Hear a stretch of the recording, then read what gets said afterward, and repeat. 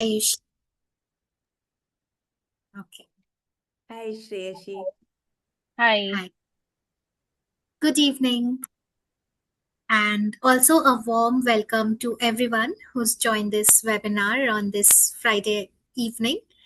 Hi, I am Shresi and I work with the Strategic Capacity Building team of ISDM. And along with me are Aayushi and Priti. Aayushi, Priti, would love for you to introduce yourselves to everyone. Priti, why don't you go ahead? Sure. So, hi everyone. I'm Dr. Priti Singh. I'm development sector professional from last 2 decades, more than 2 decades now. And I have been working with many national and international organizations so far. And I have also worked some of the consultancies. And most recently, I have started my own organization, Repair World and Life. So this organization works for environment protection, but the approach is that this entire intervention goes with the women-led intervention. So our direct intervention is with women, then they train their children and family, followed by the community. So we have school programs, community programs, we have senior citizens program, and we have youth program. And we have given the names like eco guardians are the senior citizens. Parallelly, eco buddies are the new generation, which is adolescent from grade 6, 7th, 8th. So Repair World and Life has just started from August onwards, and presently we are operating in two states, Haryana and UP. Thank you. Over to Amazing. Ayushi. Hi everyone, I'm Aayushi. I also have about 10 years of experience working in the development sector. I started off my journey as a Gandhi Fellow where I was working in Udaipur district between 2014 and 16. Post that, I've had the opportunity to work around the country actually within the space of education. So I worked with Jevakil Foundation for the longest, which is based out of Mumbai and works in the space of intellectual disability. I have worked in Punjab with another organization. I worked in Mumbai again with another organization. I also am a Chevening scholar where I studied in the University of Sussex and pursued my master's on that scholarship. And currently, I work with IIM Ahmedabad's Endowment Fund, where I oversee stewardship and donor relations, which is again in the space of education. But of course, the sort of work that we do is a mixed bag and a little different from core development work, but very important nonetheless. Absolutely. Thank you, Preeti. Thank you, Ayushi. On that note, would love to know from both of you what motivated you to join the RBPM program and how did it connect with your work in the sector? Sure, I think I'll start with this. So, at the point when RBPM, the information about this had come up, was working with Jevakil, and at that point, I was transitioning from the CEO's office to a core program implementation role, and this was something that I was doing after a couple of years as well. So, it just made a lot of sense for me to be able to, dive deeper into what results-based even before results based what program management means to upskill and capacity continue with capacity building but I think at that point because of this transition in the role it was also very important for me to understand how we design programs, right? So being a part of strategy, of course you understand the holistic picture, but then when you are with program implementation it's also important to understand the nuances and the nitty-gritties that go into implementing the program, and I feel that was the main motivation. And back at Jevakil, the sort of work that we did was multifold. And there were, as everyone in the social sector knows, there are different layers to the work that we do. It's not so straightforward. So even having the opportunity to learn from other people was very, very important. And I think, I have engaged with donors in the past as well. So there was this inkling that it isn't just fully donor driven, the work that we do, it shouldn't be. And I think this course and having been in the first cohort, it just brought that back to life that, we are in this together and how it's important to even understand and work with different stakeholders. So that was the biggest motivation actually. Amazing. Thank you, Ayushi. Preeti, what about you? Preeti, you're on mute. Oh, sorry. So I was saying it's quite nostalgic because I am associated with ISDM back in 2016, and I attended their first program, which was Impact Measurement Program. And from there onwards, I was associated with the leadership team, and that time onwards, this was something which is very very relevant to the sector, because there are a lot of programs, maybe like course, certification, diploma, long term, short term, but exact what is needed to initiate or do the inception to end of the program, last mile impact, it is a very curated program. And coincidentally, I was working with LLF and I got this opportunity to join this course. And this was more for me, was a brush up for me, because I was working in the sector for long time. And till 2000 to 2015, log frame and TOC was not in picture. It evolved eventually. But ISDM program is something which is direct on point. It's not like a lot of it so that people get burdened to it. It's not so less that you are missing out some of the part. So I joined this program incidentally in LLF, and it helped us a lot in that time, because I was leading their M&E vertical, and we were also implementing new innovative programs like phone based tutoring and all. So that helped me a lot to design the program, do the structuring of the program in a way that how we are going to measure it, what are the impacts we are looking at it. And even some of the program which was like, there was a lot of learnings and all that also we were able to measure, because this thing was going on parallelly. So this is how this happened. Preeti, very interested to know for you through the course of this program, how has the meaning of results based program management or RBPM has evolved? Yeah, definitely. So I started my journey in 2001. So you just imagine, like, just new millennial year, and I was a fresh person passed out, and that time there was no such concept. And that is the reason that I don't blame anyone that we are more into activity driven, because we are conditioned in a way that there is a program and we have to run the program in the field.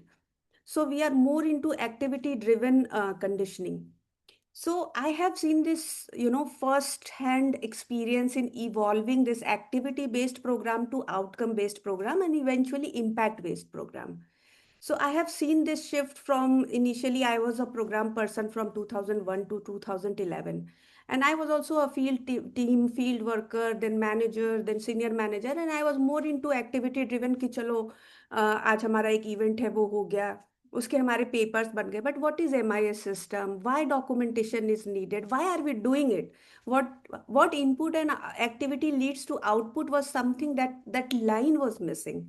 But eventually it started, basically it started from UN, and then eventually we have also started adopting it. So this gives a lot of nudging. For example, if something is out of proportion, and if something is very much proportionate, definitely it makes an impact. So earlier it was like wherever the energy and focus was, people were doing those things more, like activity. But now everyone is knowing about what is theory of change, what is log frame, why are we doing such things, what is the output, how it is eventually going to contribute to the outcome. So this is more clearer, best resource management, best energy management, human resource management, and more chances of, getting the impact. So this is my first hand journey, and I have seen evolving myself, evolving my teams, that it's not like it's only for M&E. Basically, I am corely an M&E person. But it's not only M&E. M&E is just a, nudging point that nudges you that where is the data, where is the evidence, where is your documentation. But actually, it's team evolving through this frameworks and tools and documentation. So this is very nostalgic and very good experience for me, because when I give, trainings to senior people, I behave in a certain way. When I give training to field people, I'm very I can tell them very simply in terms of recipe, in terms of, anything which needs some measurement. So I'm very, I feel it is very good evolvement, and it's also helpful for you to, hit the donors, get better funding, push them from short-term projects to long-term projects, because why it is essential to have long-term projects. So this is something my take on it. Ayushi will come to you. Like Preeti was mentioning, that RBPM requires a shift from activity-driven approach to, outcome-based thinking, or very impact-driven, right? So, how did this change, or did this had an impact on your leadership approach, your decision-making approach, and also if you could share it with a little bit anecdote from your um, experience. Sure. So I think like what Preeti was sharing, now I'm thinking back and realizing that I mean, even when I was doing the fellowship, right, it always, while yes, it was the first, I think, experience that I had in the sector. So it was very activity driven, but we were always pushed to think what is the result that we want at the end of the 2 years or at the end of the year of that intervention that we were doing. And of course, the level was very different back then. And hearing her speak, I realized that in 10 years itself, there was so much of a change. I can just imagine for her how impactful this mindset shift has been. I think 100% there was a mindset shift. The main thing for me, what I realized was that a lot of the work that we're doing, it gave a lot of perspective that what we were doing had terms associated with it. There were concepts around it, which as development sector professionals, we don't realize that we are following, there's a thought that is behind it, right? It's like if you go to you do an MBA and you're able to identify concepts and themes, it never it never materialized in that sense in my head till I did this course, to be honest. And I think also understanding the difference between an activity and an outcome. I was going through my notes yesterday while preparing for this, and I have written the same thing that I just said, that we focused on the activity thinking it was the outcome, but we were always trained to think what the end goal is or what is the big picture, right? Through this course, I think the biggest at that point, again, I was transitioning, leading a team. The biggest shift was that how do you take your team along with you? And this was something that the entire organization, the leadership was very, very particular about.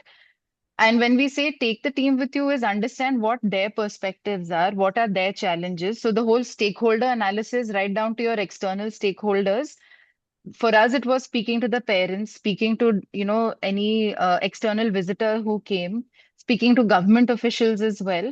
So understanding what each stakeholder's challenges and needs are and how does it play into the work that we were doing, and that obviously affects the kind of planning that you do and the support you're able to give the team. And this was something that really helped me when I was in that role, and it does help me even today, right? And I think one of the biggest things was it, along with me, while I was looking after education, my a colleague of mine who was part of the healthcare vertical, she was doing the course with me. So for us, it just completely changed the picture and the dynamic that we had, because we knew that healthcare and education go hand in hand, especially for intellectual disability and the sort of intervention that we have. So we were working together, but obviously there were challenges that we were facing, because there's always a different medical perspective and an educational perspective. But because this course forced us to sit together and have conversations, the way we worked together and got our teams to work together itself, it really improved quite a bit. So understanding why the medical perspective says this, for example, why is the therapy team doing this? Why are the teachers doing this?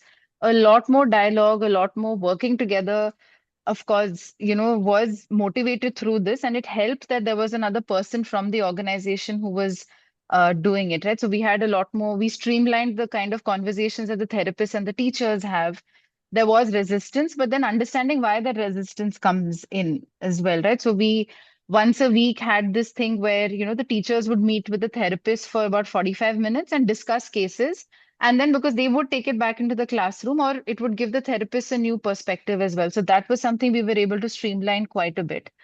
And I think taking it away to the work I do here, understanding the perspective of the institute, right? So the kind of work that we do is very different. We support the Indian Institute of Management a lot, but what are the needs that the institute has? Why does impact look different here? That also is something which categorizing it, identifying it is something that this course has helped for sure. Thanks. Aishi, I'll come back to you again to know about the challenges I'm sure you would have had. But Preeti, over to you. Would love to know how has this, impacted the entire shift, your leadership, your decision making approach, and also the entire fact, right? In our work, we need all our stakeholders on one page, and with social sectors, wicked problems, that's so way more complicated. So, Preeti, how do you navigate this, and how has the course helped you to navigate this?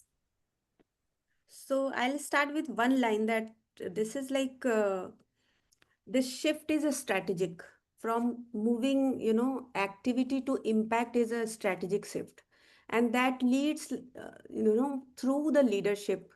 First, it comes from leadership to implementation team, and then stakeholders, and of course donors. So if I have to see how I have implemented after this program, as I said that this program gave me a lot of, navigations to because when you know a lot of things, you feel that okay, I know that ki how to measure the program, how to design the program, how to do effective system thinking.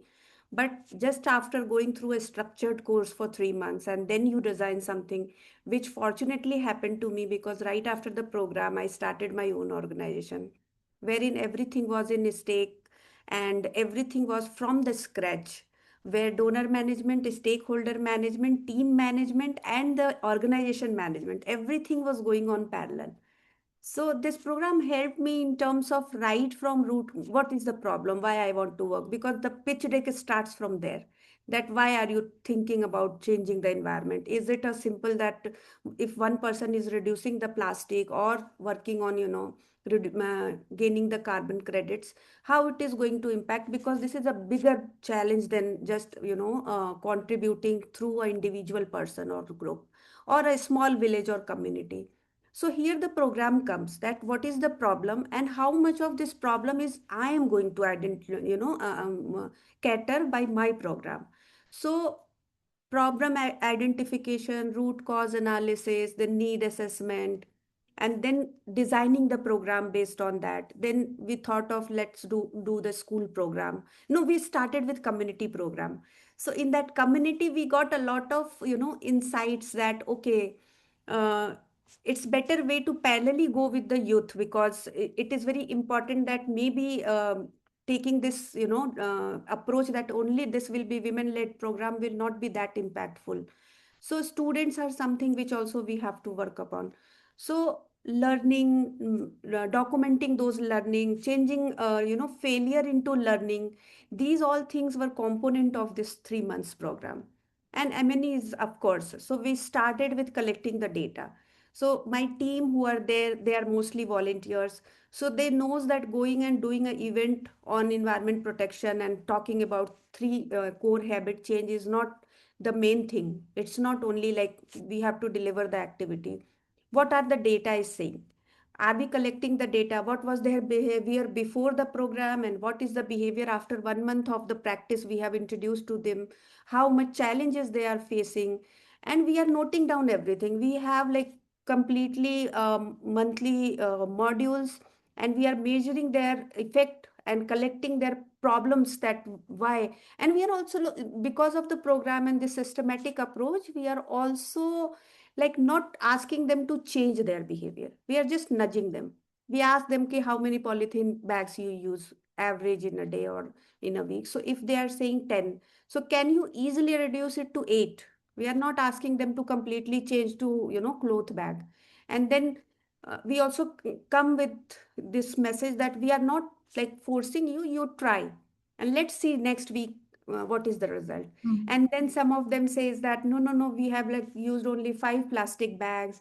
Somebody says we have only used 8 plastic bags. So these are the things we are seeing the shift, seeing the change, and in terms of not only verbal or just saying, in terms of numbers also. So we Yeah. have accumulated the carbon credits, and we are also going to, after 3 months we are also going to accumulate how many total carbon credits we have accumulated, and how Right. we can cater the footprints and change the footprints into the carbon credits. Mm. Mm. So this is how this program has been very helpful for me, being uh, I would say founder of the organization, because team is nourished in a way that they also know that doing the program is not going to work.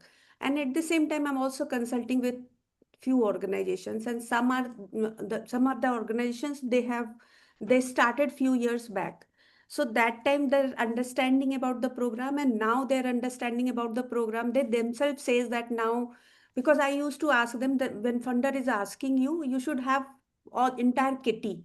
If they are asking one data point, you have to give them kitty, that see, this thing we are doing, these are my data points, these are my you know dashboards, many evidences we have generated. So they will not ask questions, because that trust will be there, that because usually funder only ask questions when they have doubt. But if you produce the entire ecosystem, that how this program is working, supported by data, then they will have that trust, and they got two good projects. And they also recognize me कि because of you ma'am, हम लोग उनको data नहीं बताते हैं, we just Yeah. give them entire information end to end, from data mining to data visualization, everything is in place. Yeah. So So true. Like, it's also very important what kind of data we are collecting for, right? The indicators, our yeah, success metrics, how are we articulating them? It's also just not for the outer world, just not for funders and donors. It's also for us who are implementing the program, right? To drive execution excellence. I just, sorry, just want to add to one Yeah, thing that you just said, Shreyasi, that for us who are, say, in leadership positions or who are part of the planning aspect of things, we understand the importance of these indicators, right? For yeah, us to, like how Preeti said, to communicate that and convert it into explain the importance of it to the people who actually work on the ground is very important because it absolutely. just seems very, it's too much of work. आप इतना क्यों Yeah, collect कर रहे हो, yeah. इतना क्यों उनको जानना चाहिए? But once you're able to walk with them hand in hand and help them understand the importance of it, that's when it, changes the whole dynamic completely.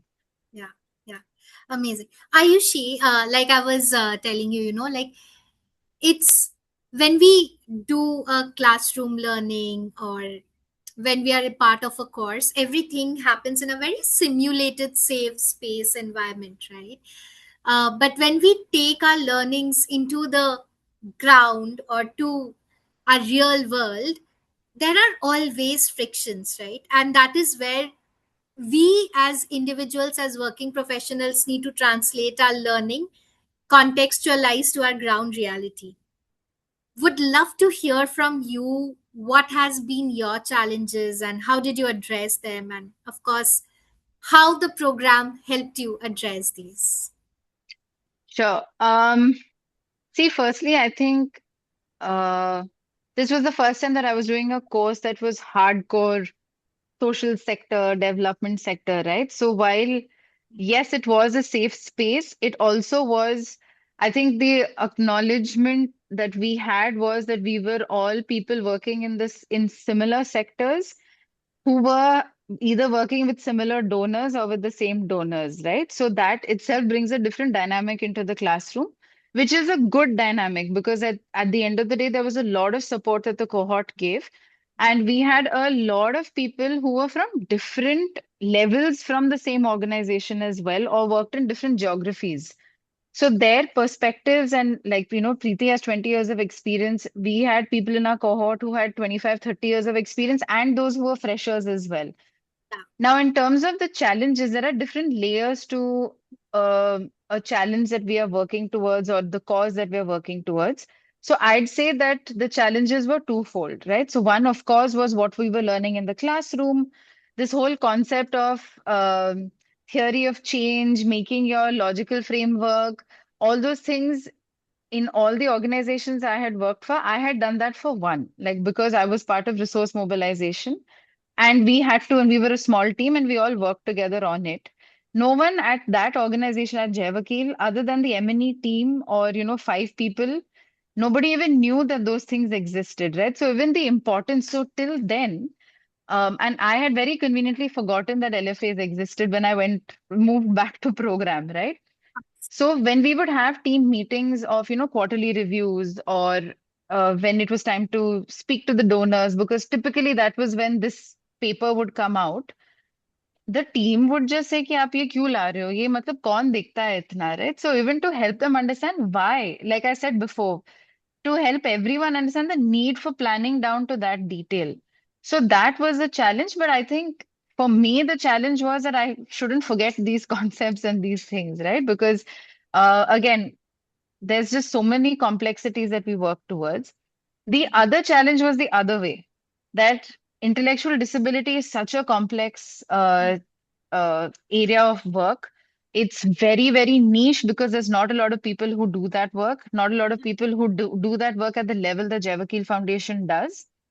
So for me and for my colleague too, when we would have discussions in the classroom, people who work, the cohort members who were working in mainstream education all had similar examples. Ours was just very different. So we would have to give context of what intellectual disability was. Why is this a challenge? Why classroom intervention for, a primary school in Udaipur does not, those concepts don't align to us. So for us, that was an additional challenge, which I think just brought out different kinds of conversations, right? So my biggest takeaway was that, I mean, we work with challenges every single day, but acknowledging that there are different layers and that everyone is just constantly learning. So even the people who were very senior in our cohort would come up because someone has shared some experience of theirs and say कि हमने तो सोचा ही नहीं, ये हमारे 30 साल में हमने देखा नहीं है. So it's amazing. And for us to learn from them because they've seen way more of the world than we have. So I think that was my experience. That makes me nostalgic because I was part of the PGP program of ISDM, and one thing that has stayed with me till today is the circle of strength that we built through these cohort learning programs, right? The way we cross learn, the way we build networks. So yes, I think that's one of the most beautiful things. Um, to both of you, on that note, what has stayed with you the most from this program? Preeti, Ayushi. Would love to hear from both of you on this. Yeah, I'll go first in this. Sure. So, in my previous organization, this is something which really stayed with me, that we were trying to do A/B testing of one of the project. So usually we document our strength and program success and everything. So during, as I said, this program and my journey with LLF was also parallelly going on. I was nominated by LLF only for this program. So I learned this, that we started the program with proper documentation, because that time knowledge management session was going on, and we started it with though we started much before, but during this program I got a lot of opportunity to implement this learning directly into that program. And we started with a structured monitoring system, designing of the tool, tracking method and everything, systematic training. And somehow we there were some issues which were unforeseen, that also came in picture. But we got that opportunity to also document those limitations, that become an organizational asset for the future program, because we documented in a way that next time when organization is going to do A/B testing in LLF, or I am going to do anything in my organization or in my any of the consultancies, that knowledge management is one component which I always give it to. That being an M&E person and program person, I don't see that there was a lot of, focused thing that you have to document it. It was just a, checking the tick box kind of thing. But after the program, during the discussions, as Ayushi was also saying, that there was a cohort of mixed people. So Yeah. there, some of them were entry level, some of them from resource management, some of them were donor itself. So this discussion was so healthy with different stakeholders, different lens, that we understood that what is actual meaning of knowledge management. It's not just documentation for sure, which we were doing. Most of us, we used to do that. Okay, we have a meeting, we have minutes of the meeting, we have registration data, implementation data, then budgeting data, and then end of the report. This is not exactly the documentation. Documentation is stakeholder analysis, what kind of learning we have, as we presumed, what learning actual happened in the ground, what are the things which we never thought of happening, but that gave a lot of strength to the program, or maybe not to the particular program but other programs which is running in the organization. So this one component was something, I would say that add on to me. I didn't come with that expectation. I was not expecting it as well, but it came as a surprise, and my maximum interest was in that. And it is one of the thing I would encourage that everyone should give that to the program. So that is one of the example. Thank you, Preeti. Ayushi, what about you? Very similar. I think one of the things was stakeholder analysis. We've been trained to do it. Again, trained, when I say trained, is training on the job, right? To Yeah, understand that. But what depth we have to go into, and like Preeti shared, documentation of that is very, very important. And of course, it looks different for every organization, and all that is there. But it was taken a little lightly that there's only certain teams or certain verticals that have to do that. Your comms team, for example, doesn't need to go into the depth of it. Your M&E team only needs to understand it if organizations have an M&E team, that is.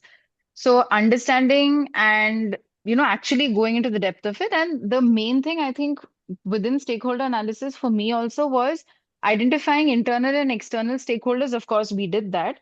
But what is the extent of their influence?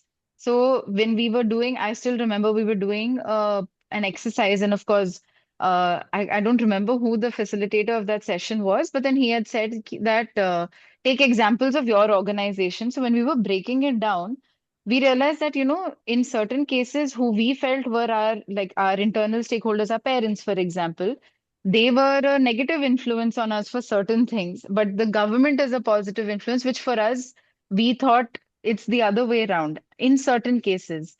So that was a huge learning, which I think gave a lot of perspective to me that, you can't just judge things the first time, you have to keep going deeper and deeper. yeah, And I think over the last 10 years, I have been a big believer that impact is very, very long term.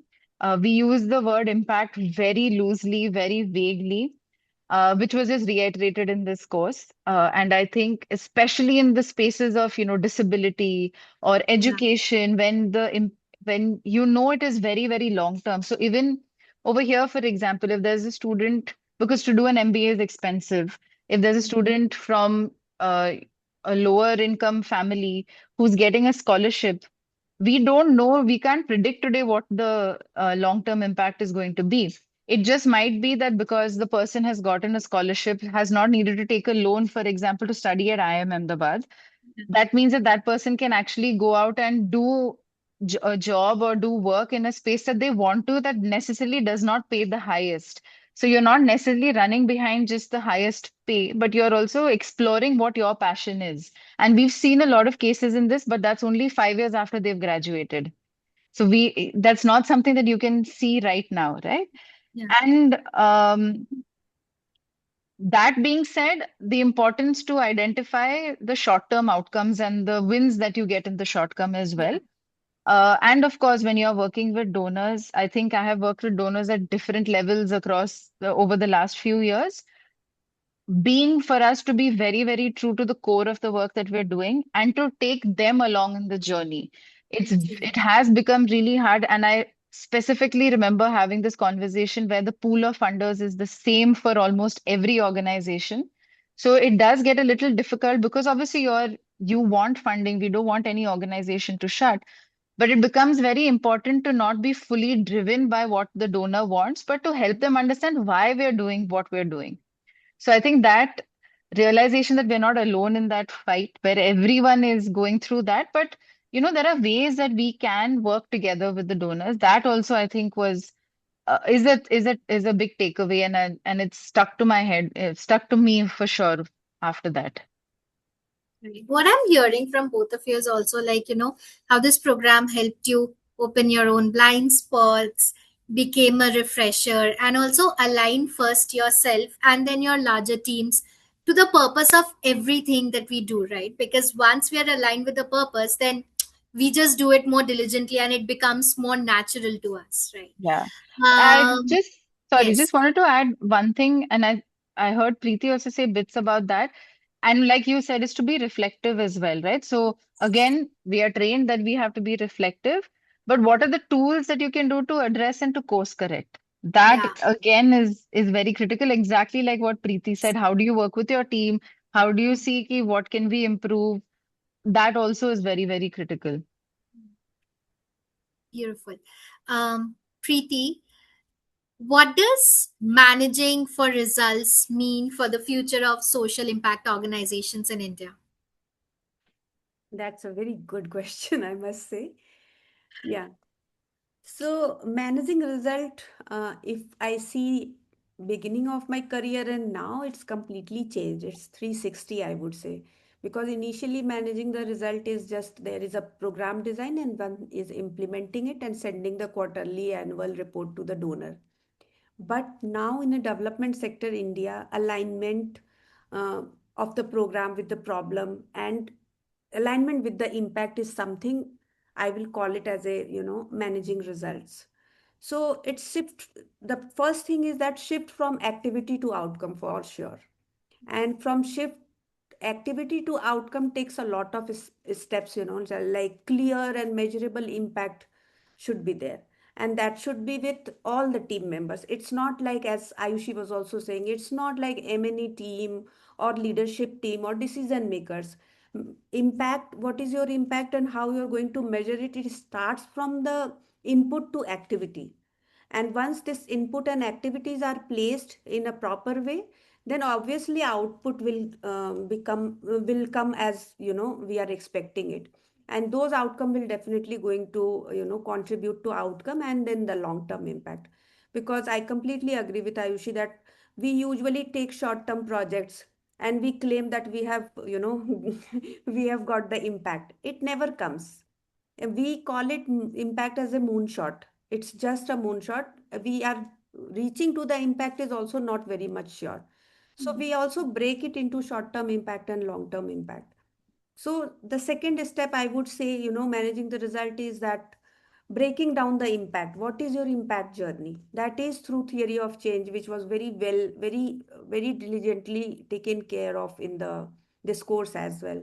So it's very easy for, I would say, all the cohort members, whether it is experienced one or they are at the entry point. It is very easy for everyone, all the person to, articulate in a way that what is your input, output, outcome, impact, and long term impact. So that is, and that should be, as I said, clear to each of the stakeholders of the organization and the direct beneficiaries, if possible, indirect beneficiaries as well. Then it is very much, it is assuring that we will be managing the result. We will have some hold on the result at least. Then we call it, we always call it that date. It should be data backed and evidence based. So structured M&E system is in place. Everything is data driven, impact driven, and it is evident through data and numbers and dashboards. So that you are not just talking, you have the evidence to show. And when the evidence is there, we are also measuring our strength and weaknesses. We are also doing the course correction. We are also doing nudging of the program. We are also relocating our resources, that if some area of the program is not working well, wherein the other indicators are giving good results, then how we can knowledge transfer that to those areas. So it's like balancing out the program to get Yeah. the output, the clear output followed by impact. So these are the things which is like bare minimum. And of course, again, I will reiterate managing the failures into learnings. That is also very impactful for the particular program as well as for the org level, because it is a org asset as well. So it helps the organization to reflect upon, restructure the strategies, create short-term and long-term org level strategies. So these are the things which is corely, I would say, that contributing to managing the results. And this starts from the beginning. It's not like that we have first got the fund and then we are doing it. It starts from designing the program, then means what is the need, then based on the need designing the program, then getting funds, though it is very impractical sometimes. But at the same time, means I'm also observing, because I just jumped into my organization. That time I had no funds or nothing. But now when I'm sharing my thing, that how I have visualized it and how the program is working, I am getting, good support from the donors.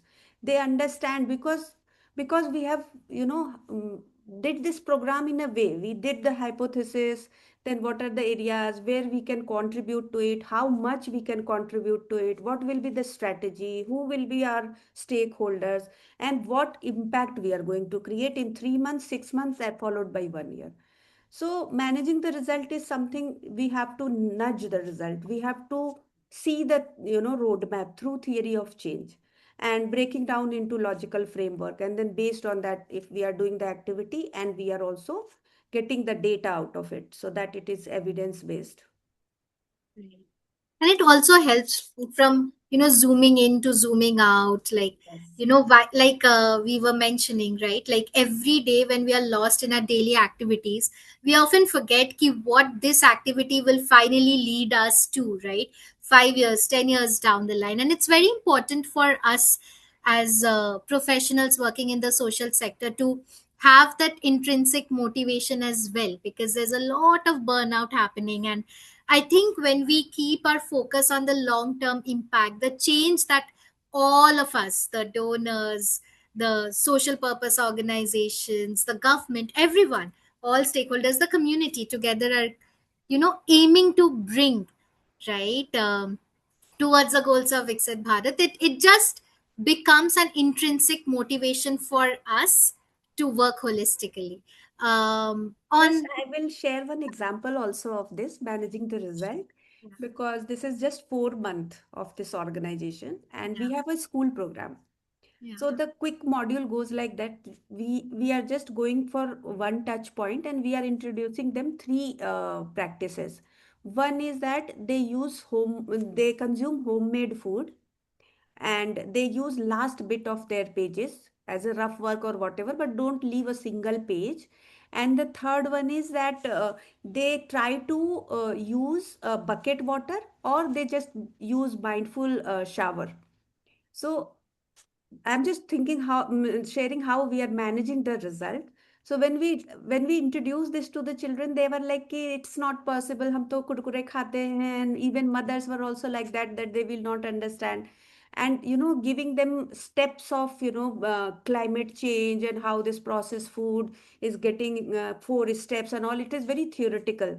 yeah, But then we have just got some strategies, is that this is because 6 to 8 grade is also adolescent age, and nowadays we are linking them with their perfect shaped body, and this money they are saving out of it is also extra money that they are using.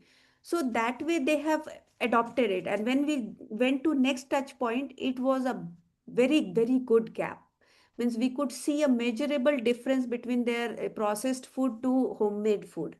yeah. And using the last page of the notebook, bucket bath. So these are the things, if we are systematically designing the plan, and everyone in the team is aware of the approach, then it becomes very easy to implement. Basically, how you're doing the behavior change Yes, communication. which is quite Um, long term, but in this way it is Absolutely. getting very closer. Yeah, yeah. Thank you, Preeti. Ayushi, coming to you, if you were to recommend this program to peers or other social purpose organizations, what would you tell them? I think firstly that this course is not just for people who do M&E. This is for anyone who's involved in program implementation, because it gives us a lot of perspective of why M&E, like Preeti shared, why M&E exists, the importance of it, the importance of all these tools that are there. We are able to identify what tools work for us, what versions of the tools work for us. And I think just making M&E less scary, right? Because through my years of experience, anytime it was donor reporting season, for example, or it was your end of year reflections, your end of year I mean, you're planning for the next year. It was very, very scary for us to look at results. It was very, very intimidating that, oh my God, we'll get questioned right now. Are going to think that हमने कुछ काम ही नहीं किया पिछले एक साल में. The other vertical doesn't understand what our struggles are, what our challenges are.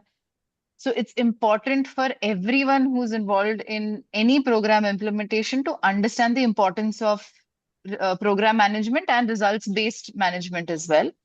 And I think for people like us who've only worked in this sector, it gives us a sense of direction and it's not vague. For me, there was a lot of comfort that I felt that these are like I shared before, these are proper concepts and theories that exist, and we are not just hitting, taking a shot in the air.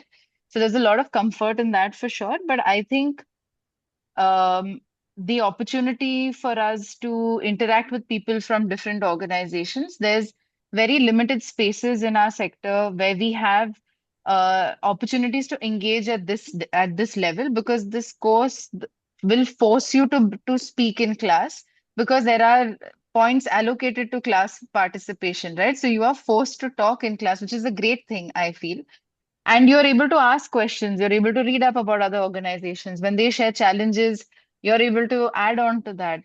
And I think providing a platform that gives us as development sector professionals the space to be open is also something that this program offers.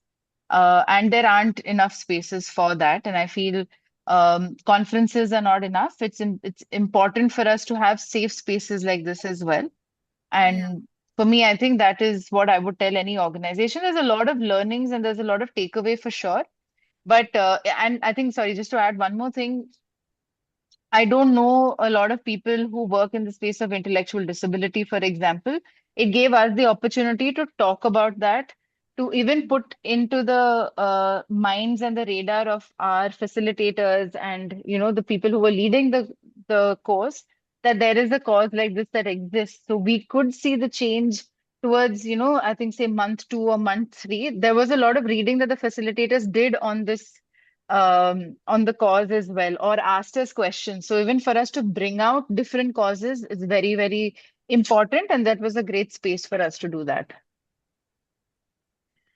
Amazing. It was lovely hearing from both of you. But let's pause and see if there are any questions that our participants would like to ask us. And also, everyone out there, if you have any questions, you can post it, share it.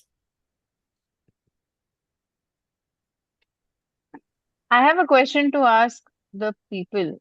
Are there anyone who's interested, I mean, so there might be two categories, right? So if anyone has done the course, or if there are people who are interested to do the course, we just like to know.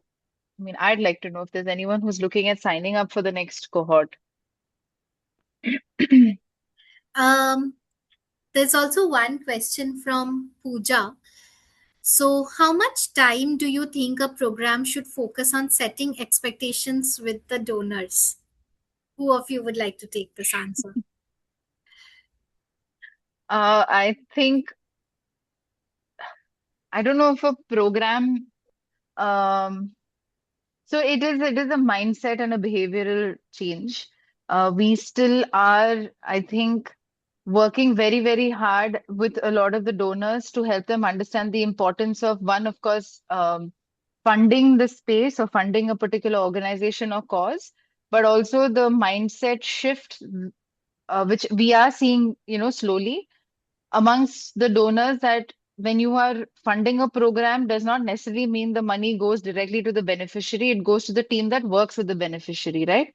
So I think this program did have speak enough, but it spoke a lot more about how we should be very confident with what we are doing with our work. But I think, yeah, there should be significant, I think like at least two, three, 4 sessions should be there on that. And I think more than there's no concept, but probably having conversations and learning from each other. That is the best way to go about it. I feel also that, We cannot write it on stone or on a signed paper and say ki by four conversations, end of four Yeah. conversations, your donor will be onboarded with you. But it's also how it is a reiterative journey. And like both of them, Pooja, you would have heard mentioning that, how are you telling your story to just not the donors, also to all the stakeholders involved, right? Because you also need your community to be working along with you. You need your team to be working along with you. You need your donors to have that continued trust and faith on you. So how you are continuously interacting with them, how you're inwardly towards your team, showing the outcomes that you're driving, the impact that you're leading towards, and also having this conversation continued with your donors and funders, so cannot Yeah, end after any I Yeah. just wanted number. to add here Yes.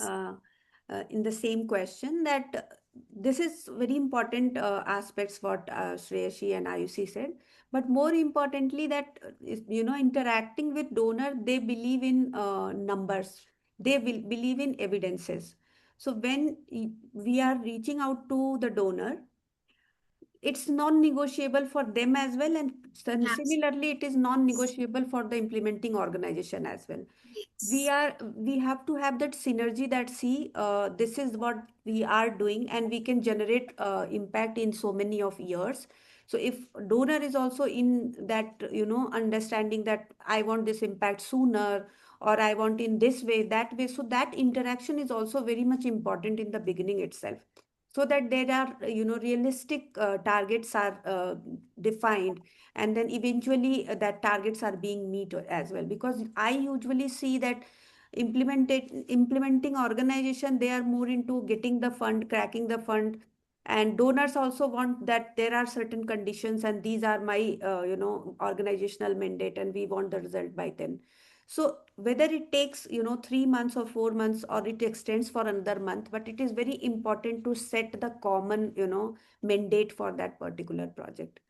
And once we are good with our data, our evidences, anecdotes, story of change, then definitely donors are also looking for the trusted organization.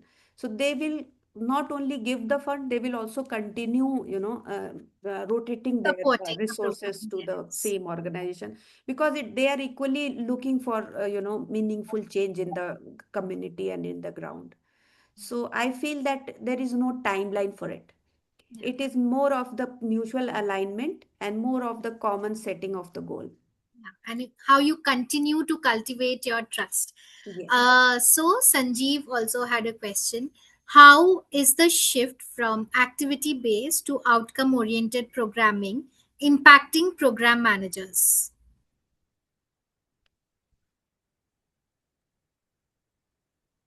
Um,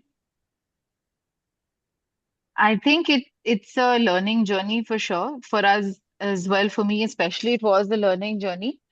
And I mean, it is a positive impact for sure because it is helping us dive in deeper to a lot of things, but it's a very slow move, right? So while it was a 3 month course and there's a lot of learnings, but in reality, to implement all those learnings on ground takes a long time because it is one person who has done that course or who has been exposed to that sort of mindset or that sort of thinking very vigorously out of a sea of 100 people or like 20 people you work with. So it does take time, but I think it gives us a lot more confidence in having different perspectives, seeing different angles, and bringing a lot more to the table with a lot more confidence. So I think that is one. And of course, there are technical skills that you learn, but the social sector depends. I truly believe the social sector runs on a lot more of the non-technical learnings and the non-technical side of things. So I think it is the journey for sure. Yeah, I Yes, also actually, want to Preeti. add here that it's not easy. In one line, it's very difficult. And I can share this from my experience that once you try to initiate the shift from activity based to outcome based, it just makes a turbulence in the current structure. And once this starts, and evolving the team, that why activity is important. We are giving due respect to the activity, but why outcome is equally important, why your activity should be outcome driven, is a very tough journey for a many person. So being an many person, I would say I have experienced this in last 15 years. I have experienced 3 4 times, and every time it was a different challenge. Sometimes it's as Arushi was mentioning, इतने सारे formats आ जाते हैं, इतने सारे tools आ जाते हैं, हम काम करें या हम टूल भरें. They are very clear about their things because their KRA is to do the activity. Our KRA is to ensure that that activity is effectively implemented and it has met their outputs. So here it comes that one, evolving the team through their capacity building, training, and making them understand that it's your activity only.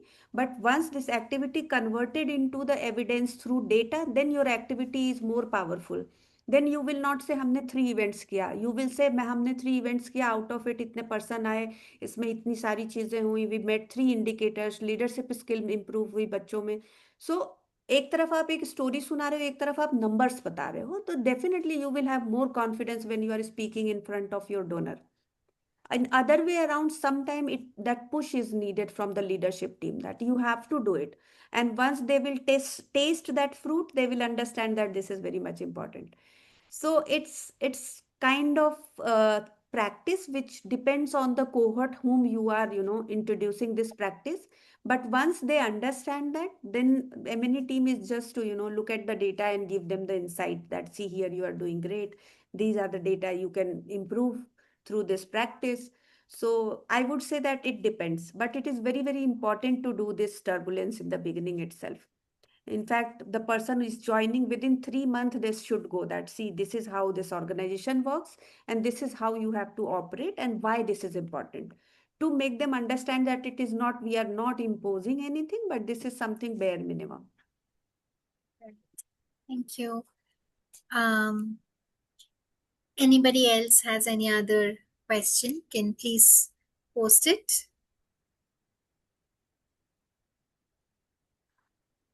So while we get questions, like, if I may ask you, any fun thing that you remember happened, or any memory that you would like to share while you were going through this journey that you had with your cohort of RBPM?